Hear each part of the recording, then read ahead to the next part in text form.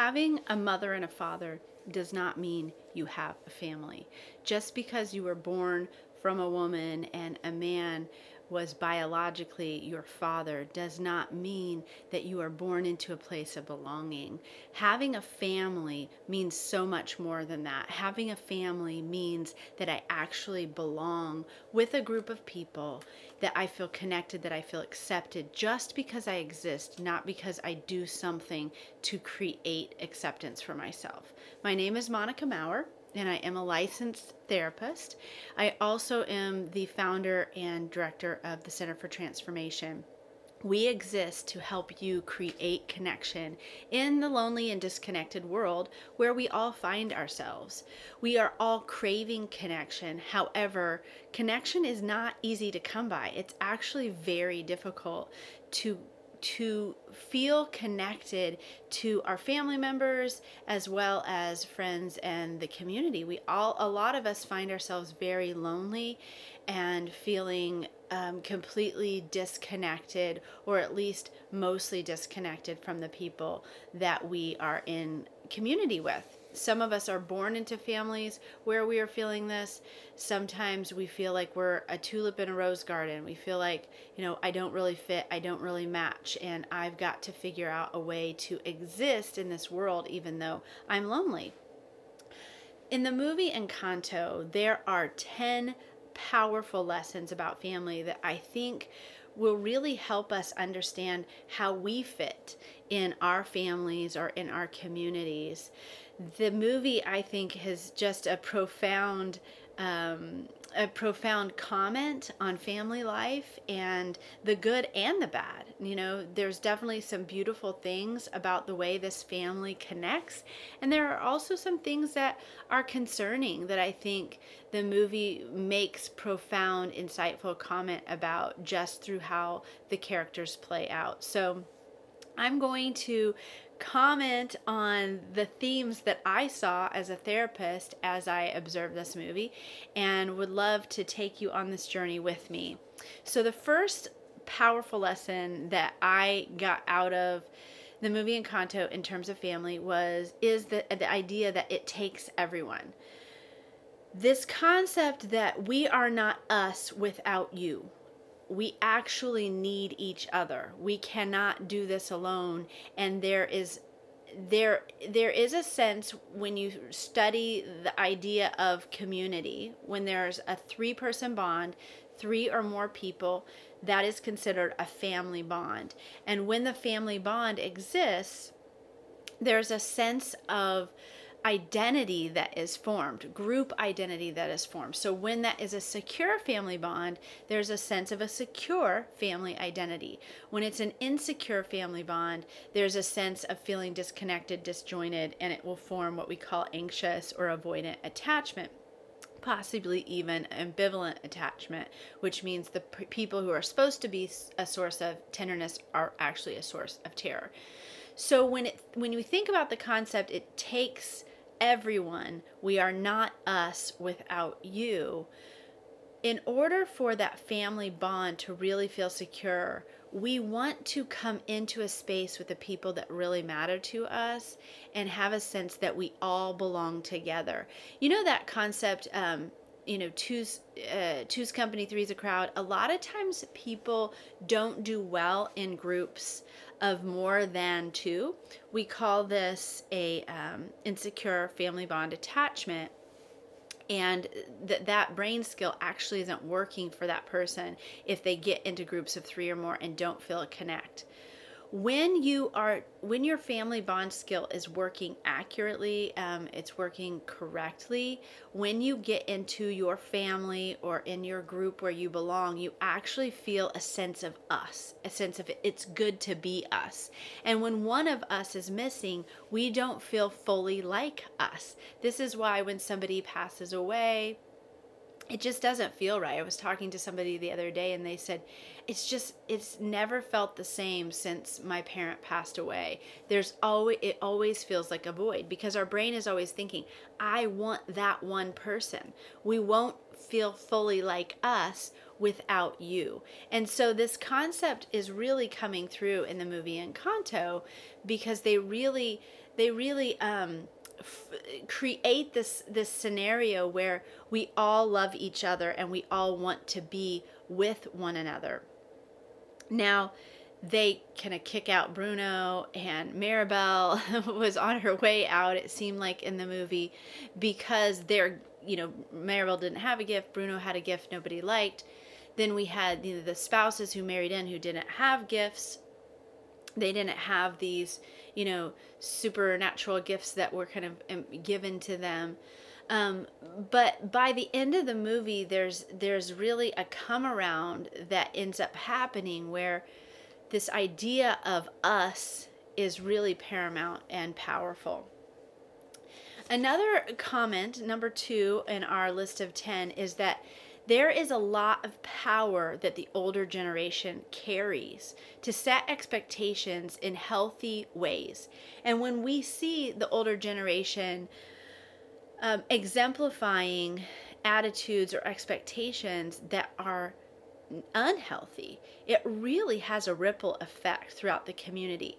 We see that in Encanto, when Abuela has this expectation that, we don't talk about things, we shove things under the carpet, we keep secrets, we don't tell people everything that's going on. She had expectations, as Maribel points out to her in the end, expectations that everyone kind of live out their gift in a way that serves the family, and that they're valued for the gifts instead of just for existing. And I thought that was a powerful concept that really came through strong in the movie, that the older generation has, as they're doing the best they can and need to be challenged to do a bit better in some scenarios, like happens in Encanto, when they're when their unhealthy expectations are harming people. So that is, I think, a concept that really shines through, that this older generation, the elders in our communities and our families, have a lot of power, and sometimes that comes through in healthy ways and sometimes unhealthy ways. The third thing that I wanted to discuss is this idea of family pride and loyalty. It was amazing to me how both Bruno and Maribel felt somehow rejected from the family, but there was this theme of them saying, hey, I love my family. I love my family. I want to stay connected. Bruno actually lived in, I don't even know what that was, like an attic or a closet or something like that, with the rats and the dust and the darkness, because he didn't want to leave his family. He had this strong sense of loyalty. And oftentimes, as a therapist, it's very common to hear someone say, I wasn't traumatized. They'll tell you a horrible story about, abuse in their family of origin, and they'll say, no, I wasn't traumatized. I wasn't abused. It's like we disconnect from the abuse and the dysfunction of the family, because we have such a strong sense of family pride and family loyalty. There's something to that. We want to belong to a group that we can feel proud of. We want to see our family through the lens of the best rather than the worst. We want to experience family in joyful, life-giving ways. And that causes us sometimes, with family pride and loyalty, to kind of push down or suppress the things that are not healthy about our families. And that brings me to the fourth powerful lesson in the Encanto, and that has to do with stuffing emotions. Stuffing emotions leads to sickness. We see this when Luisa, the strong sister, she was, when it came up that something was going on with the magic, that the house was breaking, one of the cousins saw that Luisa's eye was twitching, right? So we see that there's a somatic or a physical symptom of pain that's happening for Luisa that she can't hide from someone who is observing that physical symptom. And so when Luisa has that twitch, it then leads to her saying that I was actually up all night. And so she was up all night worried. So the knowledge that something was happening with the house, because her own strength, kind of like the story of Samson when, his hair was cut, her strength was diminishing. She knew that the magic of the house was going away, and that caused her then physical ramifications. So if you are noticing that in your own life, that you're having some physical symptoms, please know that that is directly connected oftentimes to actual emotional, psychological, relational things that are happening in your life as you heal from the traumas, etc., and the difficulty in your relationships, separate yourself from toxic people, etc., etc., you may find that your physical symptoms start to lessen, which is, I think, very fascinating and something as humans you'd think we'd know by now, but there is a sense of disconnecting the reality of that. But I think that the movie Encanto really does bring up this lesson. The fifth lesson is this idea that pretending doesn't ever help. Thinking about Maribel's dad with that, when he walked into the room and she had that mirror thing that, it was like a picture of herself and the house breaking and just seeing that she was, a part of what was going on with the magic dying. Maribel's dad comes in the room, he sees this, and he swipes it up and says, "We are not talking about this. I don't want you to show anybody. Just pretend it's going to be a good night tonight. Your sister's getting engaged, and we need this to, get pulled off here. So let's just pretend we didn't see that." And we notice that is kind of a theme for him and for much of the family, that, let's just pretend that nothing's going on here. And it's as if they're not thinking big picture, like what's going to happen here with the future of this is, how is this going to play out? Is there going to be a reconciliation or a restoration or anything that can happen to kind of take this problem away? They're not thinking about that. They're just thinking the here and now. What are we going to do for right now? I don't want to think about it. I don't want to solve it. So if you are putting on a game face, a happy face in your current life and pretending like things are okay and they're really not, just know that's never going to help. The thing that helps is to be able to find people who are safe and healthy, who you can talk to about it. I agree, sometimes the people around you may not be good to talk to about the thing that you're going through, but finding someone who's safe, whether that's a therapist or a trusted friend, somebody who's mature enough to manage what you're going through, so that they can help solve it together.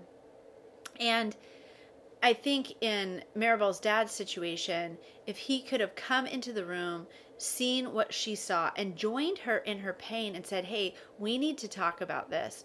If he would have grabbed Abuela, grabbed, some of the aunts and uncles, brought him into the room, it may have been a little messy at first, but as the conversation continues and people begin to not pretend anymore, but actually face the things that are going on in their lives, you'll see that problems begin to actually take care of themselves and resolve themselves, which is really, really helpful and good. So the sixth item on our list is this idea of false peace not being real peace. So I'm thinking about this in terms of Isabella and Maribel. When Maribel found out she was going to have to make peace with her sister, she was going to have to hug her sister, from the prophecy that she received from Bruno, she understood this is my problem, that Isabella and I don't get along, we can't stand each other, so I need to go make peace with her in order to kind of fix this thing. And she went in and she was just like, "Hey, give me a hug real quick. I don't really I don't really want to do this, but let's just do it. Let's just make up real quick." We know that is never, ever going to work. I know that, I had my own sister growing up, and we fought like cats and dogs, and then mom would say, hey, you need to apologize to each other, so we'd apologize, but there wasn't a sense of true restoration and reconciliation. So as a therapist, when I do this with my children, it's a bit different because I know that false peace isn't going to bring real peace. And my sons are quite a bit older now, but when they were little, what I would do is I taught them how to do conflict resolution and restoration. And I would say, listen, it's not okay just to say you're sorry. I need you to go in this room and I need you to talk this thing out, and do not come out of that room until you are friends again, until you like each other again. And because of that, they have been able to do conflict resolution. Now, don't get me wrong. They have the most anger probably toward one another of anybody else in the world. They're brothers, but they actually love each other the most, I believe, as well. And I remember my mom came to visit one time, and I wasn't around when this was happening, but she saw the boys get into an argument, go into a room by themselves, shut the door, and they said to her, we don't need your help, we've got this. And they worked it out, and she was like, what in the world just happened? That's amazing. But it's this idea that false peace is not going to be real peace. I'm sorry does not take it away, because oftentimes we're not truly repentant and we're not willing to kind of talk through the entire issue. And that's what really needs to happen. So that's the 6th lesson from Encanto. The 7th one is this idea of speaking the truth in love. I saw this theme kind of throughout the movie, when there was a lot of truth that Maribel was trying to speak, but at different times I observed her just doing so in a way that she was not condemning the person without love. She was coming to them saying, listen, we need to do better. This is not okay, and I love you. And this is what really needs to happen in our relationships. So often we set a boundary, I'm going to set this boundary with you.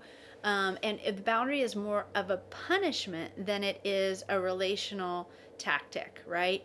Boundaries are supposed to be relational and kind. Boundaries are supposed to be kind. They're not punishments.